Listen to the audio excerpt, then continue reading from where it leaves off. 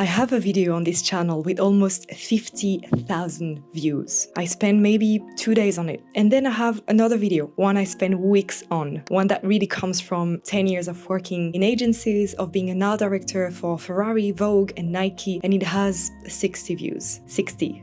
And look, I know numbers aren't everything, I know that, but I'm not going to sit here and pretend that it doesn't sting a little. Because it does. The ego takes a hit, especially when you are putting your real self out there like I'm doing in YouTube right now. So today I want to talk about that, about what happens when you start something, get a taste of it working, and then watch it not really work anymore, and why I'm still here anyway, and I will not give up.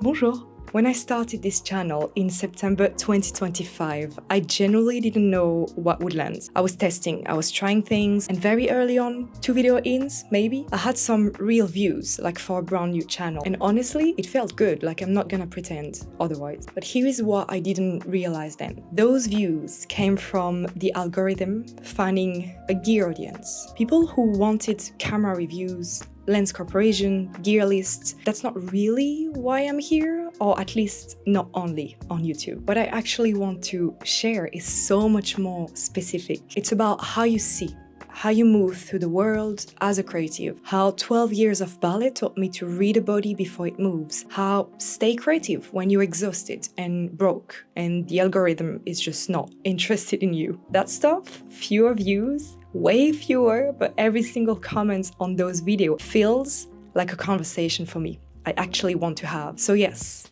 the gap is real, and I think, it's important to talk about it honestly, because if you're here building something, a channel, a business, a creative practice, nobody warns you about the moments. The moments where you have to choose between what gets views and what you actually have to say. I gave myself a challenge, a year on YouTube, until September 2026. No matter what, I post every 2 weeks. Now, I'm going to be honest with you.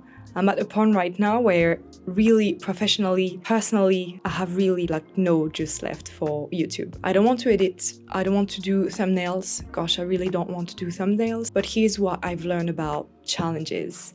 And this applies to anything in life, not just for YouTube. You cannot say that I'm doing this for a year and mean it every single day. It's not how it works. What you can do is think in smaller pieces. 1 month, then the next month, then the next month after that, even day per day. And when you hit the wall, and you will hit the wall, you don't quit, but you adapt. So that's what I did. Instead of forcing myself to really produce videos I don't have the energy for right now anyway, I changed the format. Talking heads only. Just me, a camera, what I actually think, what I actually lived. A video that can be listened like a podcast. No much B-roll, no complicated editing, no thumbnails that takes 3 hours. Just this, because I just generally simply can't. But I have a lot of things to say, because here's the thing about clarity. Clarity comes sometime after action, not before. You cannot wait until you know exactly what you're doing to start doing it. You just have to do something. Even if it's not perfect, even if it's just a 2 minutes talking head video with literally no editing, you just do it. Because then you have data about how you feel, about whether it reached anyone. You cannot progress without trying in everything you do, and no AI in the world will ever solve that for you. So why I am still here? 3 things. The first is my why.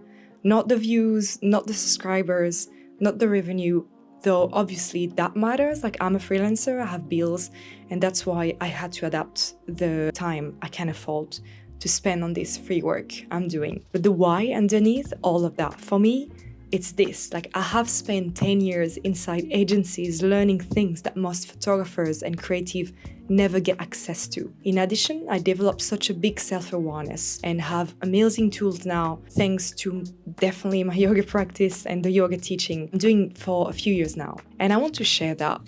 That's the why. When I reconnect to that, everything else just gets quieter. The second thing is something a bit unexpected. This channel, even when nobody watches, has become almost meditative for me. Journaling, but kind of out loud. Talking to the camera is weird.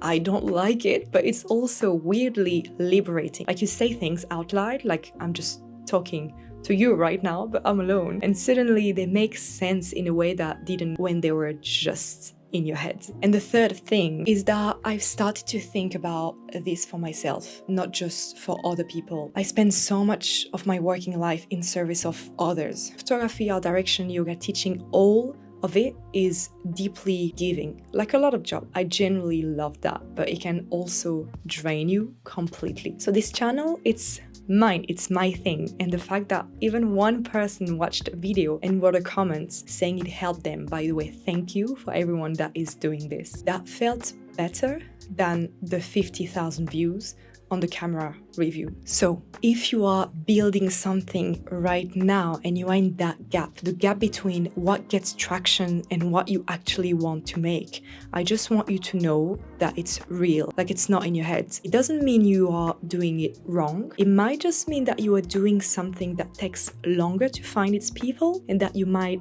reassess. Take a step back, see the bigger picture, and that's okay.